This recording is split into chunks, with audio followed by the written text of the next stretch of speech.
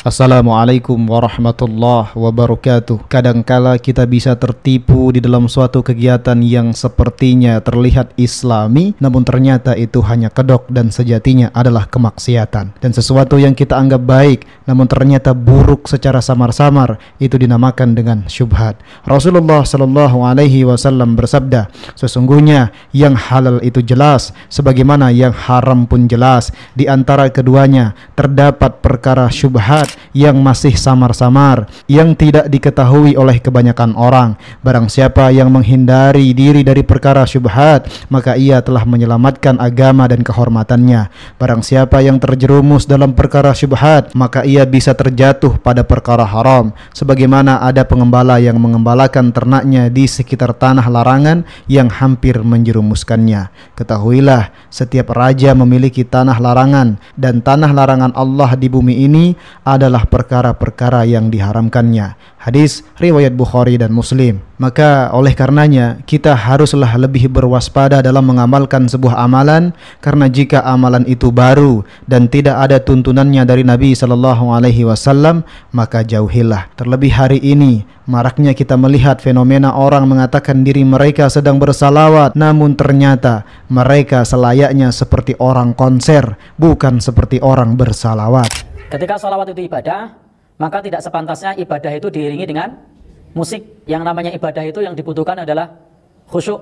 Yang dibutuhkan adalah merendahkan diri di hadapan Allah Subhanahu wa Ta'ala, perenungan. Nah, bukan kemudian diiringi dengan musik. Nah, dan sholawat yang masyru', yang disyariatkan itu dituntunkan oleh Rasulullah Sallallahu Alaihi Wasallam. Setiap nama beliau disebut, kita mengucap Sallallahu Alaihi Wasallam. Maka kalau diiringi musik jadi aneh. Nah, kemudian pula saat kita sholat di tasyahud akhir, nah itu juga selepas membaca itu membaca sholawat, diiringi musik, aneh lagi. Kemudian yang dituntunkan pula adalah dalam berdoa.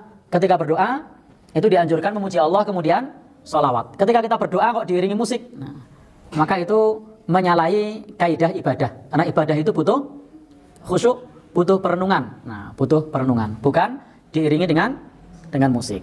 Maka adapun yang tersebar di masyarakat, pada umumnya yang dianggap sholawat itu bukan sholawat, tapi syair-syair. Nah, karena sholawat itu membutuhkan dalil dan tuntunan dari Rasulullah Sallallahu Alaihi Wasallam. Adapun syair-syair, maka itu bukan merupakan sholawat yang masyru' atau yang dituntunkan. Dan itu sebatas syair-syair atau sebatas gubahan-gubahan.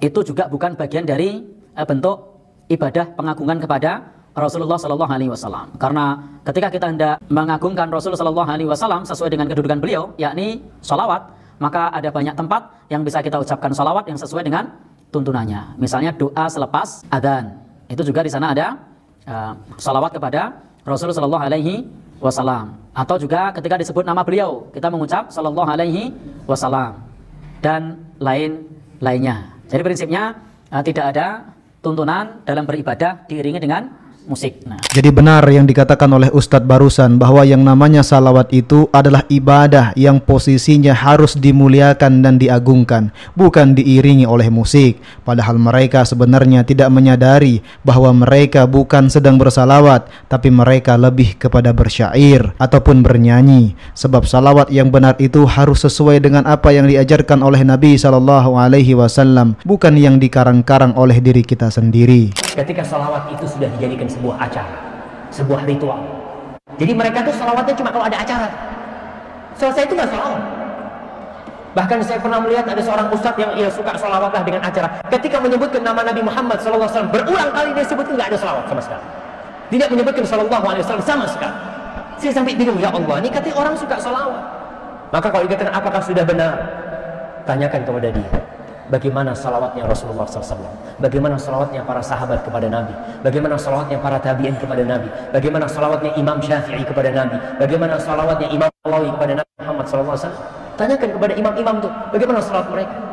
Karena akhirnya salawat ini jadi hiburan, jadi acara buat hiburan. Tidak, itu ibadah yang penuh dengan kekhusyuan, penuh kecintaan kepada Rasulullah SAW. Maka tolong kita pelajari kembali bagaimana salawatnya para sahabat, salawatnya tabi'in, salawatnya para imam-imam yang 4, Imam Abu Hanifah, Imam Malik, Imam Syafi'i, Imam Ahmad bin Hanbal. Tanya gimana mereka bersalawat, bagaimana bentuk kecintaan mereka kepada Rasulullah SAW. Apakah dengan yang joget-joget seperti itu? Itulah yang kita diperintahkan untuk menuntut ilmu supaya tidak salah ya. Kita bersalawat kepada Rasulullah SAW. Jadi teman sunnah, jangan sampai kita jadikan salawat ini sebagai hiburan. Bahkan di dalamnya isinya kumpul laki dan perempuan, campur nggak ada aturan. Belum lagi dibarengi dengan joget-joget nggak jelas. Tentu ini adalah hal yang menyelisihi ajaran Nabi SAW. Maka tatkala saat ini kita menyadari itu adalah salah, segeralah untuk menjauhinya. Semoga kita terhindar dari perkara-perkara syubhat. Wallahu a'lam. Demikian video kita kali ini, semoga bermanfaat. Like jika kalian suka, tuliskan komentar positif, dan subscribe channel ini. Wassalamualaikum warahmatullahi wabarakatuh.